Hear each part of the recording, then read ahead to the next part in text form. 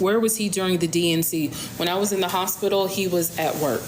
He claimed that he was in a business meeting. Obviously, we know he wasn't in a business meeting. So what I think actually happened was he wasn't allowed to take off. But I haven't found any evidence other than that. From what I understand, he simply was at work, and that's all I know. Yes, he did have a real job. Oh man, I missed it. Okay, what do you think? What do I think the point of all this was? Like, what was his end game?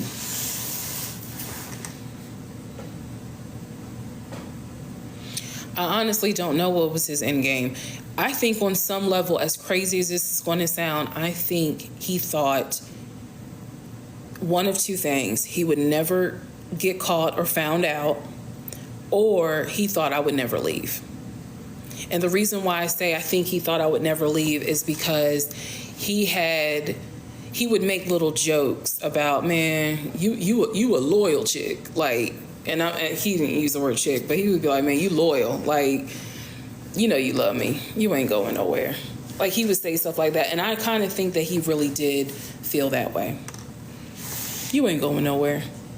Shitting me.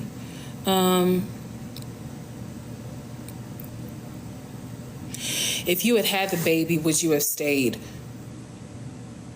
Jesus, that's a scary thought. I don't think I would have, but I think that my motive for leaving would have been more for my kid than anything else. Welcome, if this is your first time on the TikTok Live, welcome. Okay, I don't know. Did you ever have to pay anything out of pocket while being with him? Yeah. So there were times I would take him out to eat. Whenever we would go out to eat, for 98% of the time he paid. But just to try to reciprocate, I would take him out to eat. If I saw something on Amazon that I know that he liked as like a little surprise, because again, he really was doing those kind of things of, hey, I saw this purse that I know you like, ordered it, it's here. So just like he would try to surprise me, I would try to surprise him. In terms of bills, eventually I'm paying my car insurance and my cell phone, because up until I got the Nissan, I was paying my car note. But once I got the Nissan, he was paying the car note.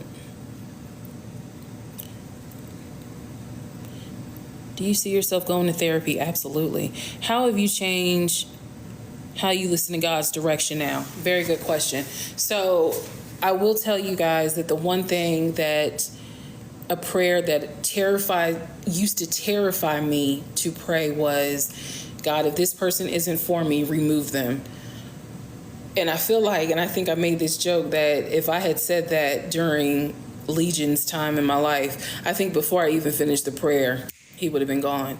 So now, yeah, I'm just like, as soon as I meet somebody, if this ain't the right one, just go ahead and remove them. Like, I don't even need to exchange phone numbers, just remove them. I'm good. Did he push you to share your bank account?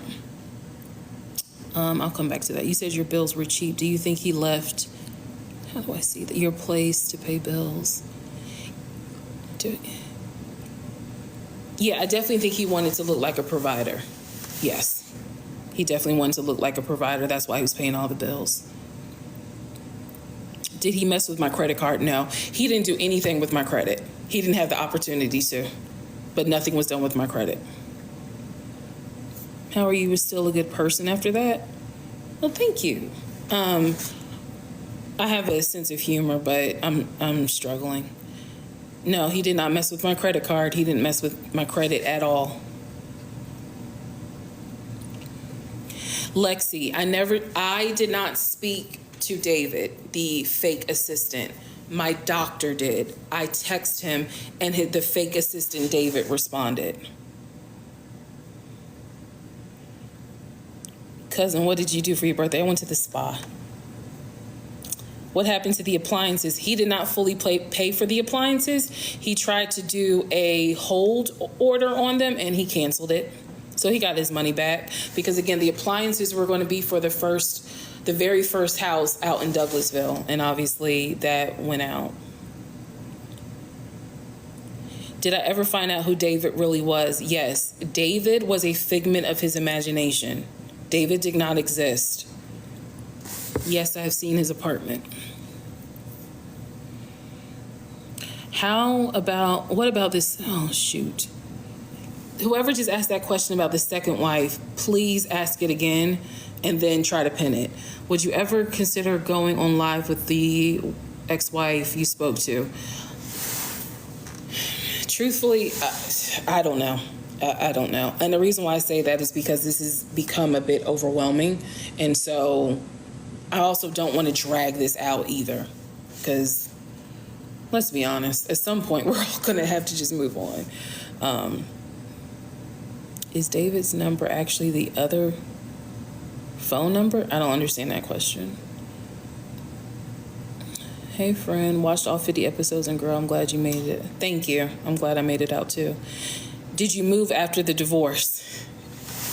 I'm sorry. Your question's valid. The reason why I'm laughing is because that's just a question that shows you didn't watch videos. Yes, I did move. What happened to the neighbor you mentioned he got in a fight with her? He never got in a fight with the neighbor. He lied about that. He lied about that to create some sort of discourse because he thrives on that. Never got into a fight with the neighbor. So that was completely made up. Again, if he told me it, chances are I found out later it was made up.